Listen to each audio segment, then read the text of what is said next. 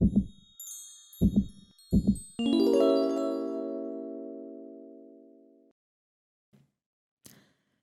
and Star, A Christmas Story by Robin Muller. Long ago, in a shop filled with toys, there lived a dog. He was large and gentle, with a moon-shaped mark around his eye. The old lady who owned the shop called him Moon. Moon loved all the toys, but secretly he loved one above all the others. A delicate little porcelain cat with a shining star painted on its face. Moon called the cat Star, and he wanted her to be his alone. Every night, after the old lady had gone to bed, Moon would carry Star to his mat by the stove. There he would curl himself around her and go happily to sleep, always making sure she was back on the shelf before the old lady rose in the morning.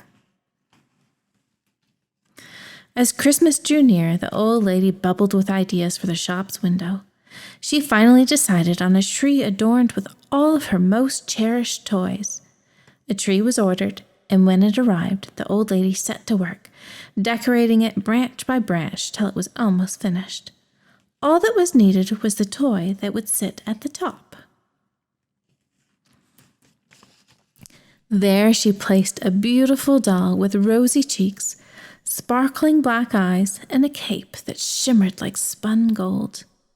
When I was a girl, the old lady told Moon, it was said that the toy that stood at the top of the tree watched over all the other toys, making sure they went to the ones who would love them best. Moon wagged his tail, and while the old lady was lighting the Christmas candles, he hid Star among the branches. He knew that Star would be his, since no one could love the little porcelain cat more.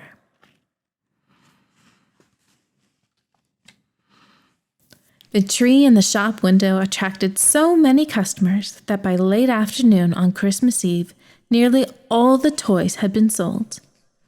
The old lady was preparing to close when a huge automobile rolled up. A richly dressed woman stepped out and entered the shop. She strode around, viewing the remaining toys with disdain. No, no, no, she said, and was turning to leave when she spotted Star nestled in the tree's boughs.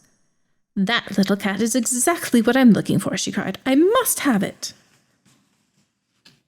Moon began barking frantically. What an annoying animal, snorted the woman. Remove it at once. He's usually so friendly, said the old lady as she dragged Moon to the storeroom and shut him in. I don't know what's got into him. Then she put the little porcelain cat in a box, tied it with a ribbon, and gave it to the woman. The moment Moon was freed, he rushed out to the street, but the automobile was gone.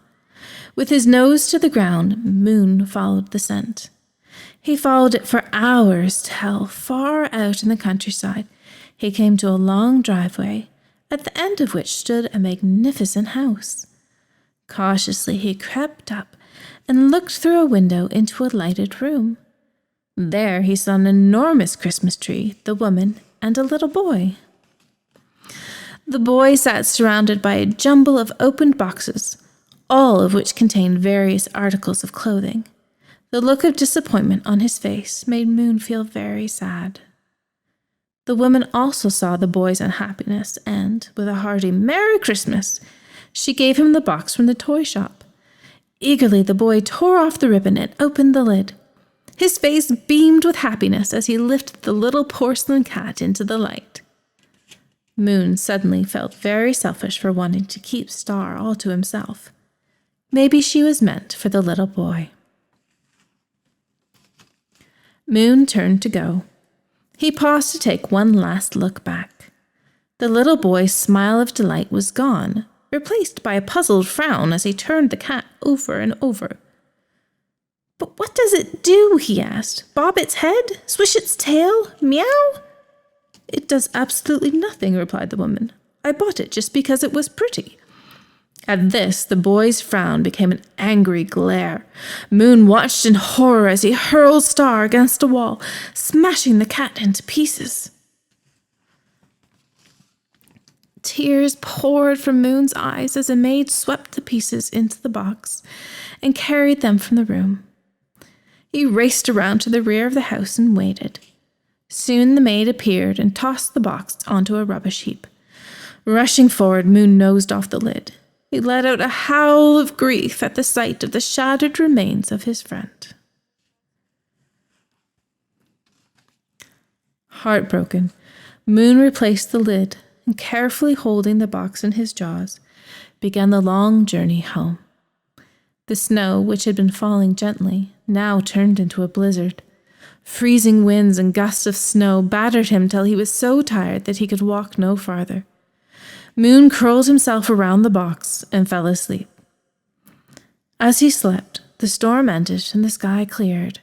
Stars twinkled above as a wondrous silence filled the night, a silence broken only by the soft footfall of someone approaching. A beautiful woman with rosy cheeks, sparkling black eyes, and a cape that shimmered like spun gold came toward him. Without disturbing Moon, she brushed the snow from the box and looked in.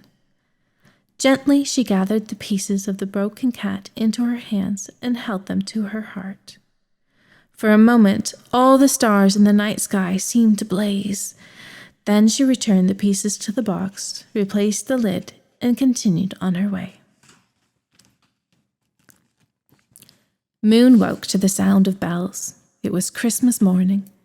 He shook off the snow, picked up the box, and resumed his journey back to the toy shop. When he finally came to the door, the old lady was overjoyed. She started to put her arms around him, but the sorrow in his eyes stopped her. Moon walked slowly to his mat by the stove, put down the box, and curled himself around it. "What do you have there?" the old lady asked softly and lifted the lid. "Bless me," she cried in surprise. "She looks just like that little porcelain cat." In the box was a real live kitten with a star-shaped mark on her face. Moon sniffed the kitten and barked for joy. His precious star was whole again. Together they lived happily in the toy shop.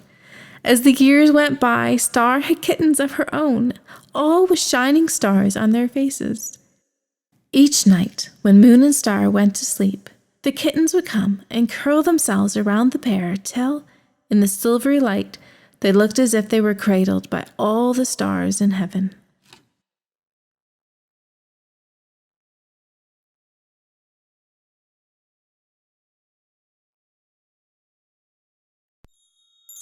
Thanks for watching Hearts and Heroes. Like and subscribe for more read-aloud books that delight and inspire.